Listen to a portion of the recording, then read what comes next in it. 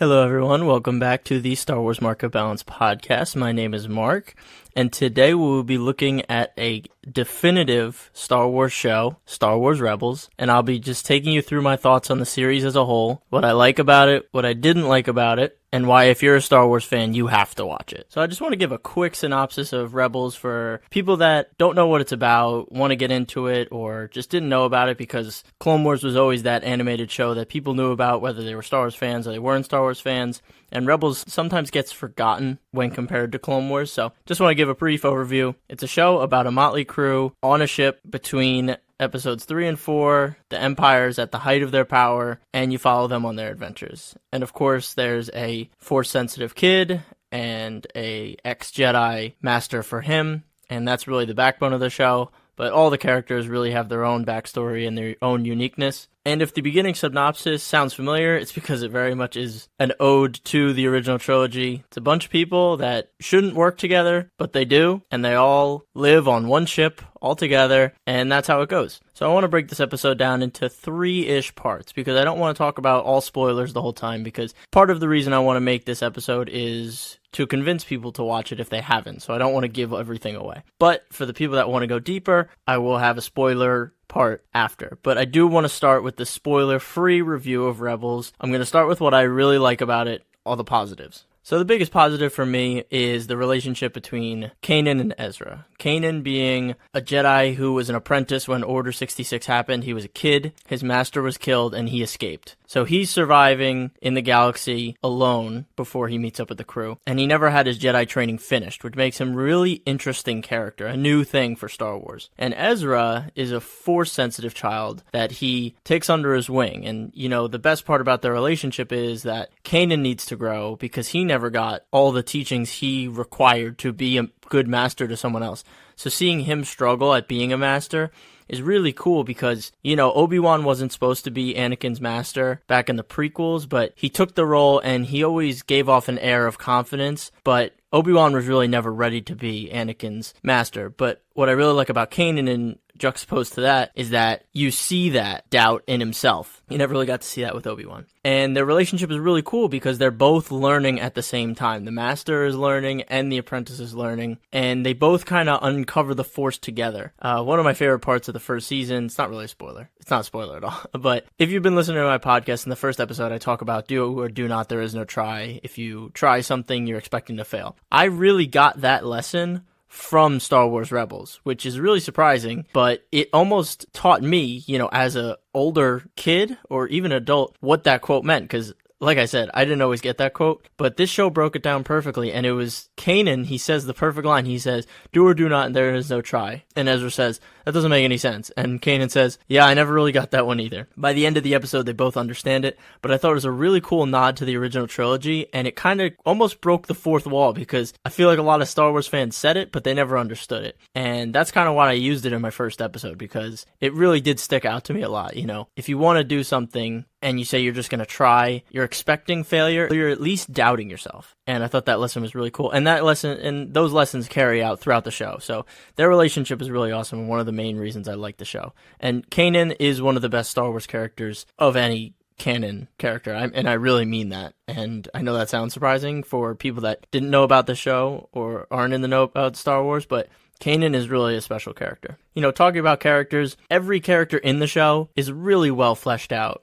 And it's not just the characters in the show, it's the ones from previous shows. A couple familiar faces show up in Rebels that I don't think anyone was really expecting when they watched Rebels for the first time. I know I didn't when it came out in 2014. I think I was in high school. I wasn't expecting to see those characters again in Rebels, but there's a lot of characters that came back. But, you know, Sabine Wren being Mandalorian, and, you know, you don't know her past, but as you watch the show, it kind of unfolds, so I don't want to take that away from you, but Sabine is a great, well-rounded character. She's probably my second favorite character in the show. She's really great, well-rounded, has a really dark past, and it really holds her back, and I can't say enough about Sabine. She's great. Hera and Zeb. Hera's a great leader. Hera is an awesome, you know, pilot character, confident, like a motherly figure. And she has a really cool past too. Zeb, he is the last of his species, at least he thinks. And he has another tragic past, but he kind of gives that comic relief.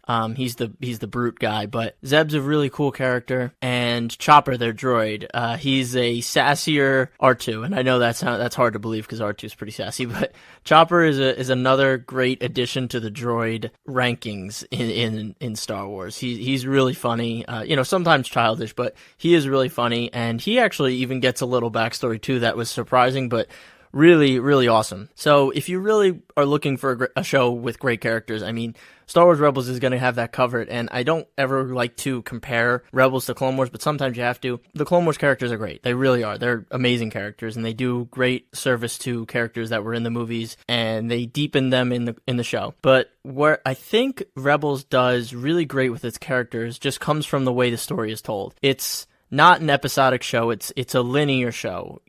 Clone Wars, there was no specific timeline and there was no real end game to it. You didn't really know, you knew the end was Revenge of the Sith, but you didn't really have that central story that you do in Rebels. I mean, Ahsoka was your anchor and she was the main story, but there was episodes where she wasn't in it. In Rebels, you're always going to be focused on this crew, and I think that because the story is told in that linear fashion, you get to connect to these characters a little bit differently than you would with Clone Wars. And I think for people that are used to Clone Wars, it is refreshing to see it kind of unfold this way where it's chronologically happening, not like Clone Wars where they kind of jumped around with a couple episodes. But yeah, Rebels is much more story-focused show. There are definitely fillers in it, and I'll talk about them, but it is definitely a more focused show. And that's why a lot of people like it more than Clone Wars. And the last thing I'll talk about probably didn't come to fruition until season 2 and on, but the music in Rebels is so good. It is way better than Clone Wars. Clone Wars was not fanfare-ish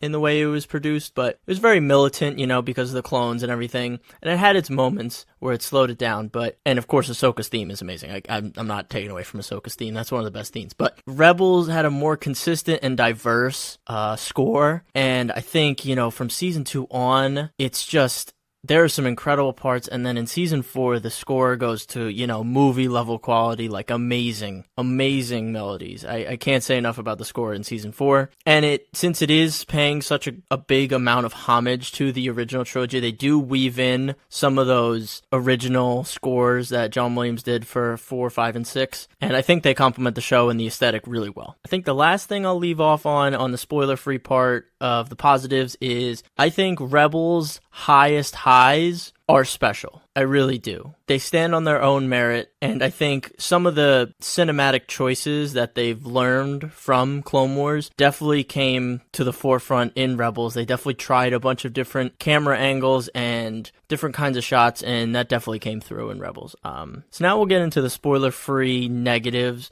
with Rebels, which is important because Rebels can definitely turn people off faster than Clone Wars could have. And that's because season 1 of Rebels is very kid-focused for a good portion of it. And, Star Wars is meant for kids, I get that. But in the beginning, some of the story episodes were not tedious. I don't want to say they're tedious, but the stakes aren't there, and the pacing of them isn't always gripping enough. So season 1 kind of struggles, that I think at least, when I watched it as a 15 or 16-year-old, and I watched it week to week. It wasn't as gripping, and that's why I have I had a complicated relationship with Rebels. I'll talk about that later, but it takes its time to really grip you. Once it hits its stride later in the show, it definitely doesn't need to worry about that much, but for someone starting out with Rebels, you definitely have to be patient with the first season. It's only 15 episodes for the first season, but it definitely gives you an idea like, oh, maybe this isn't for me. But it definitely, when it gets going, it gets really good. Another thing, I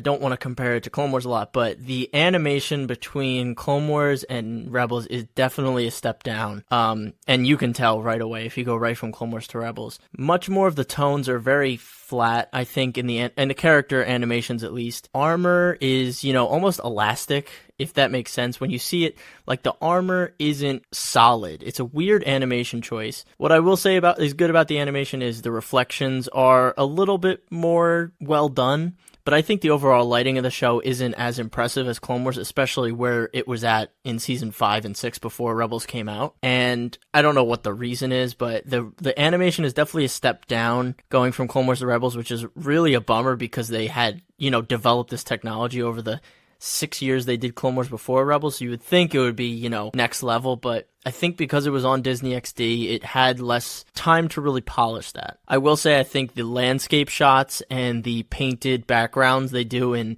Rebels is much, much better than Clone Wars. I think in those details, it's very, it might also be paying homage to the originals like that. It might be saying, less is more. It's simple, and the painted backgrounds is very retro. But I found the animation step down to be kind of jarring because I went right from Clone Wars to Rebels, watching them both on TV week to week. So, I expected more, but when it needs to get there, I mean, the animation can be really great, for sure. Another thing which was just interesting how they did it. So it is a very kid-focused show on Disney XD, so the violence in it is another step down from Clone Wars, which I think is a real bummer because it's in some cases, it's almost a darker storyline because it is the Empire being this iron fist in the galaxy. And it's almost such a bummer that they took the violence down because it had to be on Disney XD.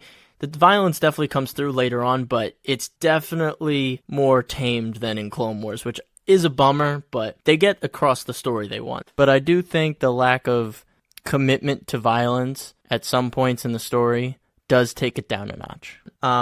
But, when this violence there's a tonal conflict in the show. They want to have comedic relief with the stormtroopers, like, instead of shooting stormtroopers, a lot of the times they'll just bash their heads in or they'll throw them into boxes or whatever. And, Kanan doesn't go down and slice up stormtroopers with his lightsaber. He usually deflects. But, at some points they'll, like, joke with the stormtroopers and beat them up and then get away. And then other times they will just shoot stormtroopers right in the face. And I don't know if this was just me, but I found this weird tonal conflict of seeing them joke with stormtroopers and then the next thought, like, shoot them and kill them. Like, one encounter they'll kill no stormtroopers and then the next encounter they'll shoot them relentlessly. It's a really weird thing because it almost puts you in a jarring position because you're like, is this show trying to be intense and hardcore? Is it trying to do this? Is it trying to be funny? It's interesting. I think once again it's trying to do what the original trilogy did, but I think because the original trilogy was, live action, like, those jokes were kind of more in good taste. I don't know. I don't know what I'm trying to say. I don't know if anyone else felt the same way, but I found the tone to be very weird in the beginning of the show between killing and not killing. So, yeah. I know I mentioned it before, but the pacing in the show can be very hit or miss sometimes. Sometimes in the middle of the show, a lot of stuff is going on, and then it slows down to a halt, and then, later in the show, the climactic parts of the show, it slows down again. So sometimes the pacing can be all over the place, and that could be another thing that turns people off. I gotta be honest, too. Some of the voice acting for the secondary characters or the cannon fodder characters, the people that don't actually matter, is abysmal. Like, it is poor quality voice acting, and when they deliver lines, I was sitting there, I was like, I could do a better job than this. And it's something that happens throughout the show. Every bottom level Imperial officer you see, some of the stormtroopers, some of the rebels that they work with, like, just awful voice acting. So that's another thing where just the production value is a bit lower. It kind of ties on with the animation being a little less impressive. But yeah, I would be remiss to not mention how bad some of the voice acting is in the show. Not by the main characters. The main characters, they're great. They're really great. But yeah, side characters, I've come to realize I'm very good at saying one last thing, and then I have another thought, and then I say one more last thing. But I should mention the antagonists and their strength in the show. I don't want to reveal all the antagonists that show up in the Rebels series, because I think some are better to just experience without any knowledge of them, but I do think the antagonists in the show are a mixed bag. I think the Grand Inquisitor in Season 1 was a good antagonist because it was a very focused and singular antagonist. See, it's hard because all the antagonists serve their purpose in the story, and they all help to make the story interesting, but I there's just some part of me that thinks they never reach their full potential. And I think it brings down the show as a whole. I might be alone on this, but yeah, I found some of the antagonists to be underwhelming, but at the same time, some of them are really compelling, so it's hard. For the spoiler-free part, I'll just say the antagonists do their parts. Some do them a lot better than others, and I guess you could say that about every show, but I thought there was more to be desired out of some of the antagonists, but still enjoyable. Okay, that was the last thing. But, overall, between my, positives and negatives, spoiler free, it is definitely a necessary Star Wars story. The conclusion and a lot of the moments throughout are so well worth your time, and they really connect the universe as a whole, across movies, generations, shows. It's really, really great stuff. And I wish I could say more to convince some people, but I'll probably talk about it more in the spoiler side of things. But, I will leave you, if you haven't seen Rebels and you're thinking about it and you think it's more towards kids, I hear you. And there's definitely going to be some moments where you'll be like, what, are we really doing this? Come on. But it definitely pays off in the end. And if you're a Star Wars fan, I don't think you can miss watching Rebels at all. And if you like Mando and you're looking forward to the Ahsoka series, a lot of the characters that you saw in Mando and you're going to see in Ahsoka series have a lot of backstory embedded in Rebels. So if you want to be ready for those shows and you really like the characters in Mando, Rebels is going to give you a lot of great character moments for them as well. If you'd like to skip the spoiler part, go ahead to 3805. Okay, so now I'm going to get into the spoilers and all the moments in the show that I want to highlight or things in the show that worked and didn't work for me. So I'm going to keep on the negative train because, I'm just the worst.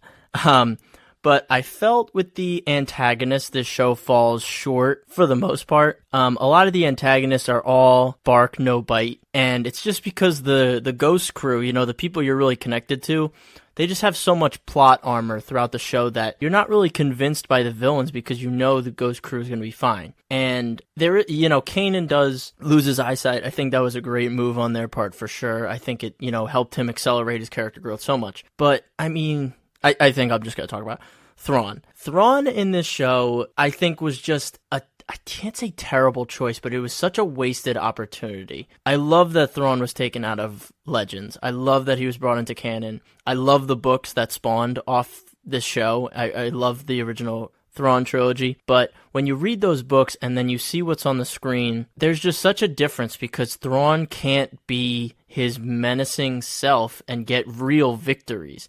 His one victory in the show doesn't even really feel like a victory against the Ghost crew, and they built him up a lot in season 3. He would do one thing and then he was about to get the crew and he's like, no, let them escape. I'm learning. And you're convinced by it. You're like, yeah, he's plotting.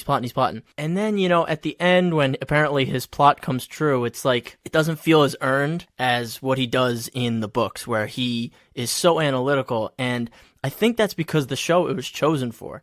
Any casualties that he causes most of the time don't mean much because you don't know those characters. And he can't really be that truly brutal, apathetic commander he is, or Grand Admiral that he is in the show, because it is a Disney XD show. And they committed to not as violent as Clone Wars. And I think if Thrawn was in a show that had, Clone Wars type of grit, he would have been amazing. And that's the thing that sucks, that I know a lot of people haven't watched Rebels because it's not Clone Wars and it has this different animation style and it's more aimed for kids. And they miss out on seeing Thrawn because he is one of the best antagonists in Star Wars. And they just don't ever get to see him because they haven't seen Rebels or they didn't want to see Rebels. And unfortunately, when you do watch Rebels, he is definitely more bark than bite. And that sucks because he is supposed to be the baddest mother effer in the Imperial Army or Navy that they've ever seen. And it was really a bummer. I think they misused him. He was great in the end of the show, but he just gets outplayed by, 15, 16-year-old kid and sometimes by, the Ghost crew. And it's just a bummer because I wanted to see him win more. I know I'm a real sicko.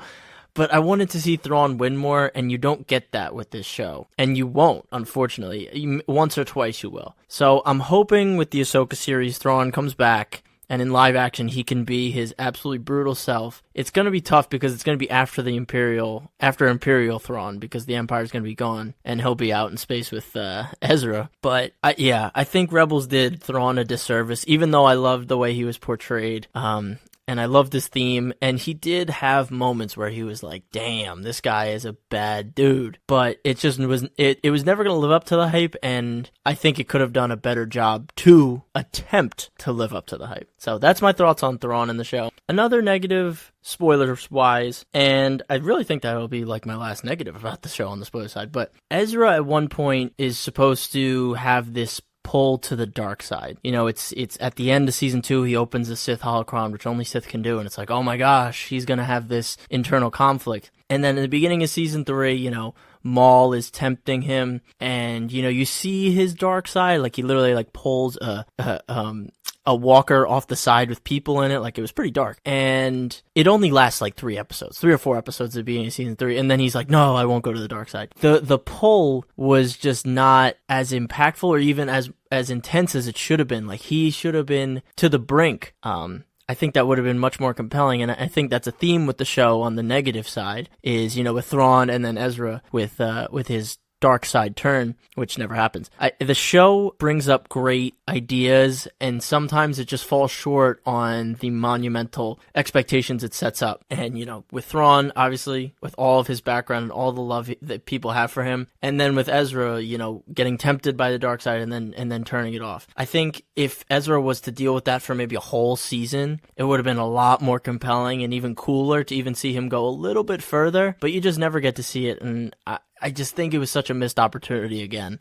I do love what they did with Ezra, of course, but I think that was one thing that could have been really special with Rebels, to see Kanan have to deal with like that, because, you know, he's already learning how to see without eyes, and he's still learning how to be a Jedi. So I think that would have been really cool too. We didn't get it, and I think that's one of my main themes with the negatives of Rebels, is sometimes the payoffs are never as good as they should be, and I wonder why, because they should have been great. But I really do think that it being on Disney XD played a big part in that. So now we will talk about the spoiler positives that there are many. There are many. I'll start with Ezra's connection to animals. I think this was a great underlying theme throughout the entire show. It's from, you know, the first episode with the Loth cats and stuff. I love that he has this connection to the natural world that you don't really see in Star Wars. I love when they do new things with the Force. Up until then, you know, Yoda talked about the Force as a connection between living things, all living things. And, you know, you see in The Last Jedi, which I think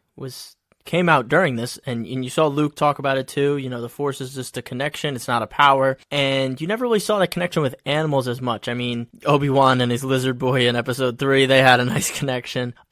And I'm sure there were other ones. I can't think of all of them. I'm sure there were some in Clone Wars, but I think this was a real central part of Rebels that they really wanted to get across. And I think they did a great job of it. You know, he and Kanan both learn to connect with animals throughout, especially Ezra. But they both learn to connect with this natural part of the Force that I think is really compelling and something new with the Force. And yeah, I really liked it. I like when they do new things. Since we're talking about new things with the Force, we're going to talk about the world between worlds, because what the hell gave Dave Filoni the right to do time travel and pull it off in Rebels? I mean, this guy is on another atmosphere. He made time travel in Star Wars work and make sense, and I'm not mad about it at all. And it's crazy because people that haven't seen Rebels aren't in on the secret that Star Wars has time travel. I mean, it's not easy, and it probably can't be done because that Jedi Temple was destroyed with the Mortis painting, all that. But the world between worlds, man, that was so cool. And it makes so much sense. I mean, everything's connected. You know, the living Force, the cosmic Force, and then, you know, Jedi are allowed to see the future. It's clouded, and it's not always a perfect picture, and there are some downsides to looking into the future, but I think it was such a good idea to, you know, visualize it, actually bring it into the show to show that how connected everything is. And then the scene when he walks through the door and you hear all the snippets from all the movies, you know, Yoda, Qui-Gon, Obi-Wan, Anakin, it's so cool, and the visual of it is awesome. The bridges, the all, you know, starry black galaxy that it's in with the literal portals to the past. So cool. It's amazing. And I can't wait for more people to watch it so I can talk about the World Between Worlds because it's awesome. And if we're going to talk about the World Between Worlds, we're going to talk about how our girl Ahsoka survives. I'll backtrack a little. I got it spoiled that Ahsoka came into Rebels. I was at JV baseball practice, and apparently my coach had watched Rebels with his kids, and he's like, yeah, the show's not that good, but at least they brought Ahsoka back. And I hadn't seen that episode. I think it was in season 2, or season 1, I forget. But I hadn't seen the episode, and he said that, and my whole world just like blew up, because I was like, what do you mean Ahsoka is in the show? The last time I saw Ahsoka, she was walking away from the Jedi Temple. It was like such a terrible moment for me, and that surprise was taken away from me, which just sucks a lot.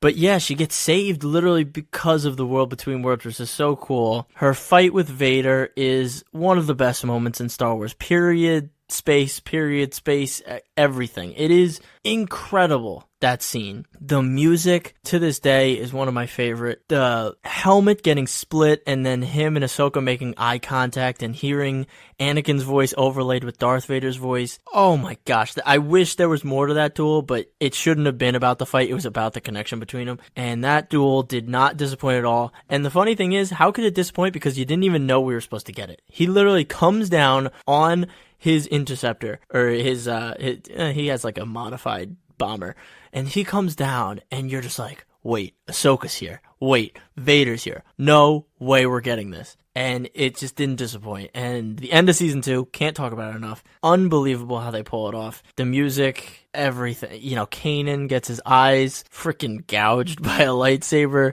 We get Ahsoka and Darth Vader fighting. And then, you know, we don't even know if Ahsoka survives. That's like the crazy thing. It took like 2 years to know if she survived, and she did. And it was because of the World Between Worlds. And it was so cool how they did it, and they made the World Between Worlds not like an OP power, like an Endgame. You know, once they get time travel, they can save the world. But in a World Between Worlds, you know, there's consequences to reaching back and saving someone, and that will bring me to one of the best parts of the show, if not the best: Kanan Jarrus's sacrifice.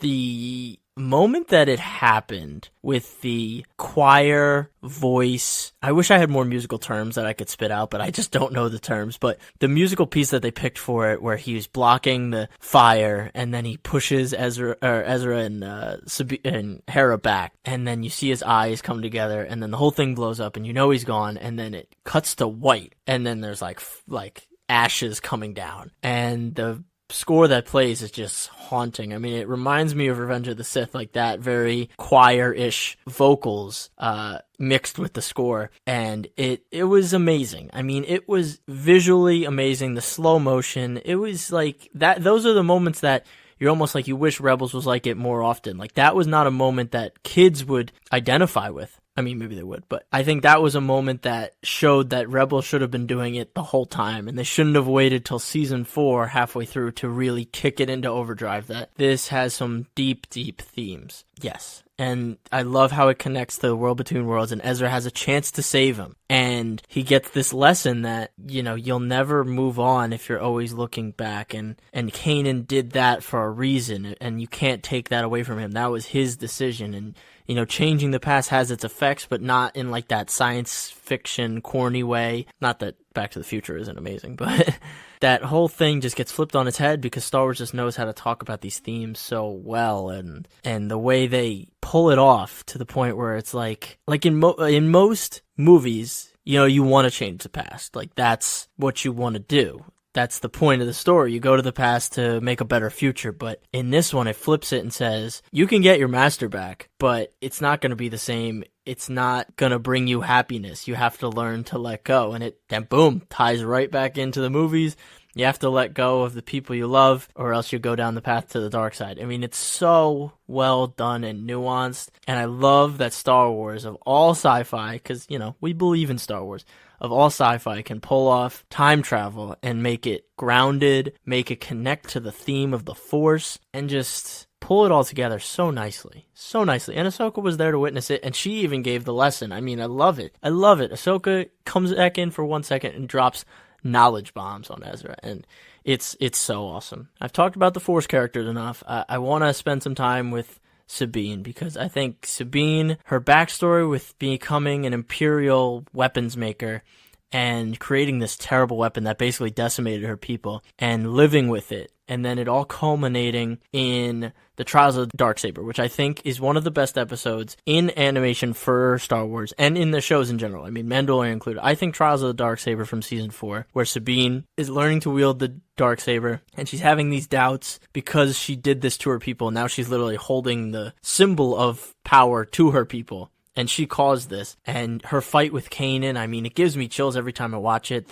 Her theme in it is unbelievable, and it's so emotional, and the voice acting in it was so well done. You know, Freddie Prinze Jr., the boy who also played Fred, and so many other things. Fred from Scooby-Doo.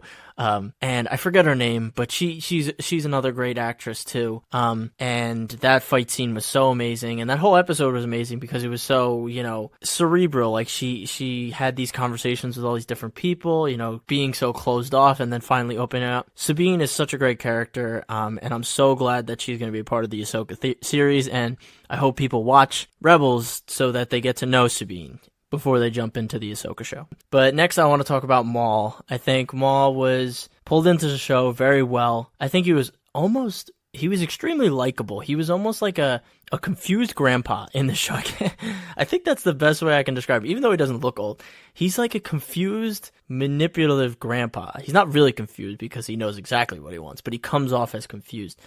And he's so likable in the show, and you just know he's a terrible person, and he's just so likable, and it just adds to how good of a character he is, even though he has one motivation. I mean, this guy went from Phantom Menace getting cut in half, saying like 2 lines of dialogue, and now he's like a fan favorite because Clone Wars did him such a good service, and then Rebels continued it. And he was great to be the person that tempted Ezra because he's just always about himself just to get to Kenobi. It's crazy the lengths he will go. And then when he finally meets Kenobi and they have this great showdown, shout out to the Obi-Wan voice actor. I mean, he sounded exactly like Alec Guinness. He did a great job. And the showdown between Obi-Wan and Maul was so unexpectedly good because the first time you watch it, you're like, really? That's it? And then the second time you watch it, you're like, you know, this makes sense. Why would there need to be this big climactic battle between these two? They have both been absolutely chewed up and spit out by the galaxy for fighting for both sides that ended up betraying them. And now they're here on this planet with this decades-old grudge. And there is just no point for them to be doing this at this point. And, you know, Obi-Wan doesn't want to do this, but Maul, you know, he's got to have his way. And when Maul jumps at him and Obi-Wan literally does the counter to the move that killed his master, Maul goes for the head, but with his double hilt, and instead of getting hit by it, like Qui-Gon did and then stabbed, Obi-Wan literally cuts right through the middle of it. And it's such a satisfying thing because I didn't even notice it until I saw an edited version of it where someone, you know, supercut both duels, and I was like, oh my gosh, the thought that went into the choreography that Obi-Wan after all these years literally learned and knew what Maul was going to do, and it just showed how little progress Maul had made and how wise Obi-Wan had become. And, you know, Obi-Wan was defensive at this point. It wasn't an attacking thing because at this point he just let the anger go. You know, he was so beyond it at that point. And then the moment they have together where he's literally holding him and he's like, you know, is he the chosen one? And Obi-Wan says he is, and he will avenge us. And it's like, yeah, because you two have been absolutely screwed by Palpatine at this point. And I think Maul in the show is amazing, and I like how they wrapped in Obi-Wan. It was really well done. And now, since I said the name, we shall talk about Palpatine. And I think Palpatine his fight in the World Between Worlds was interesting. I get it. It was cool to see that, you know, Sith dark magic kind of side, that ancient Sith dark magic kind of thing with the blue fire is really cool. And it's definitely been alluded to before in Clone Wars, which is cool that they brought it up. But the best part about Palpatine was when he builds the Jedi Temple and he brings Ezra and Palpatine is a hologram and he looks like old Palpatine. He looks like Chancellor. He looks like the Chancellor. And, you know, he invites Ezra in. He's so charming and manipulative, and he's like a nice grandpa as opposed to Maul's confused grandpa. and he invites Ezra in, and Ezra sees his mom and dad, and this is, Ezra's final test. You have to let go of the past, you have to let go of people you've lost, and it was definitely not whatever Ezra thought would happen. He would never be able to actually save his parents there. That was obviously an illusion for Palpatine, but just to see him make that decision to literally let his parents go, and beat Palpatine at his own game, and say no to temptation right in front of Palpatine, and then you see a Palpatine shift into that dark side Palpatine, and it was really awesome. And then Thrawn and Ezra's thing where the Purgle, I thought it was an interesting ending with the Purgle hyperspacing him out, but it was nice for Ezra. It was full circle for him, using animals, letting go of the past, and sacrificing himself for Lothal. It was all full circle. I just thought the Purgle was a really interesting choice for sure. But that also reminds me that the connection between Ezra and Sabine, both of them about the same age, both come from tough backgrounds, and both learn to open up, and they both learn to respect each other. And it was platonic the whole time. It was never this love story between them, even though that's what everyone probably expected. But I just like how Star Wars never relies on, forcing a love story between a guy and a girl or whatever. It's, if it's meant to be for the characters and it's perfect for the plot, they'll do it. But, Ezra and Sabine's connection is really special. And I think the moment that really stands out to me was when Ezra kind of gives Sabine the nod that he's going to go through the plan. And they're all around the table, and then Sabine distracts everyone by saying oh, let's look at this plan, and she keeps making this eye contact with Ezra as he's escaping, and Chopper opens the hatch, he jumps through, and then the camera cuts back and he's not there, and Sabine knows she might not see him again. And it's so well done, and everyone knows exactly what I'm talking about. It's right before Ezra goes to see Thrawn. And once again, I will not stop talking about the music. The music in that scene is so damn good. It's so damn good.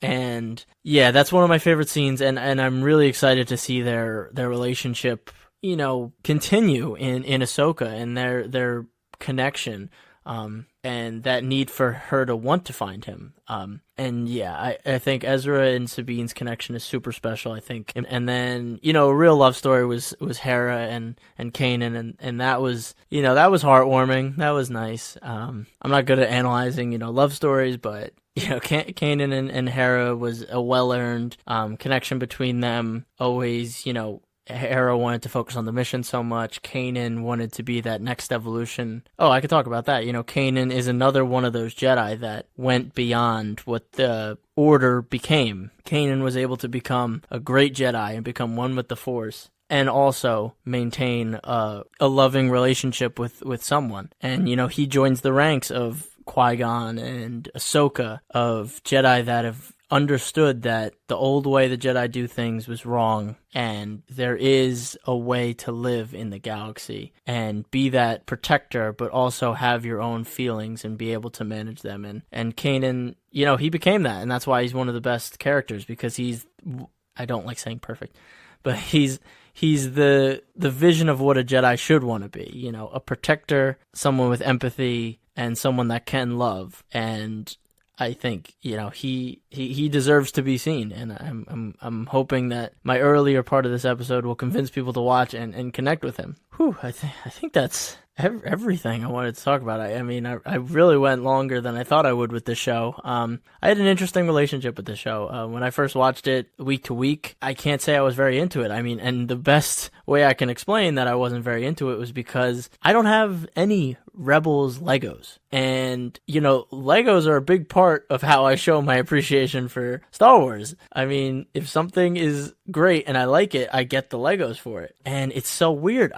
During Rebels, I never had this desire to get the Legos. And I think it was because it was hit or miss for me when I first watched it week to week. Some of the episodes were like, ugh, really? This is what I waited a week for? Later on, obviously, season 2, season 3 at some points, and then season 4, I really liked it, but I still never had this desire to get the Legos. And I recently rewatched it this summer, and I definitely liked it a lot more the second time. I think it was because it wasn't this week-to-week thing for me. I could just stream and binge it and watch it as much as I could in one setting. There were still those episodes that absolutely turned me off, and it was kind of a slug at some points, but overall, I appreciated it a lot more. I really took a lot out of it the second time I watched it, revisiting it, 6 years later.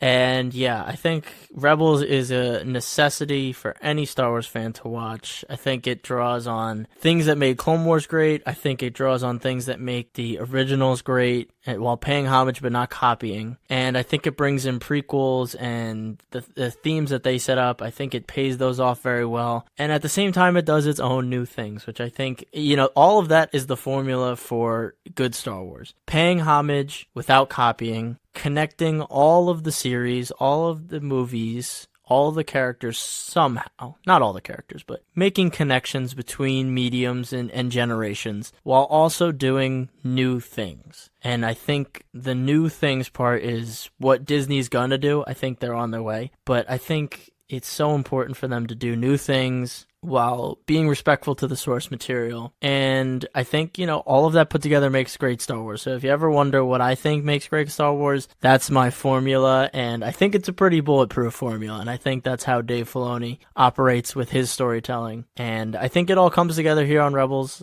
Like I said, I like Clone Wars more. I think if Clone Wars was a linear story, it'd be absolutely better than Rebels, outright. But I think the fact that Rebels does have a linear story that's chronological and it has, a march to it, it's building up to something. I think that's where people can have a respectful answer of, they think Rebels is better than Clone Wars, which I totally get. I prefer Clone Wars. I think maybe just because I grew up with it, and because I think it is a grittier, it has a better tone than Rebels. I think Rebels has a little bit of a tonal back and forth. It wants to be super serious, and then other times it wants to be super kiddish, and sometimes it makes it a little interesting to watch. But I think Rebels is definitely at some points just as good, if not better, than Clone Wars at its highest points. Season 7, said no, it's not, this reigns supreme. But I think Rebels stands up with the best of them in Star Wars content, and it's going to be continued. I mean, you're going to get more Rebels. I think there was supposed to be a Rebels continuation series in animation, but with the success of The Mandalorian, we're going to see it on live action with Ahsoka, Sabine, and Ezra and Thrawn. And I think it's all going to come together, and I'm super excited. And I hope this episode, if you've watched the show or if you haven't watched the show, gets you excited too. And we can all be excited about more Rebels, more Ghost Crew. I think the last thing I'll say is, the finale of Rebels feels like a finale. I mean, we didn't really get a Clone Wars finale until this year. We didn't know we were ever going to get a true one, but the Rebels one really felt like a storybook. You close it at the end. Yeah, there's a lot to like with Rebels, and I had a lot of fun talking about it. I hope you guys enjoyed listening to it. Let me know your thoughts on my Instagram at @star_wars_mark of balance. And I will see you guys next time. Stay healthy, stay safe, and may the Force be with you.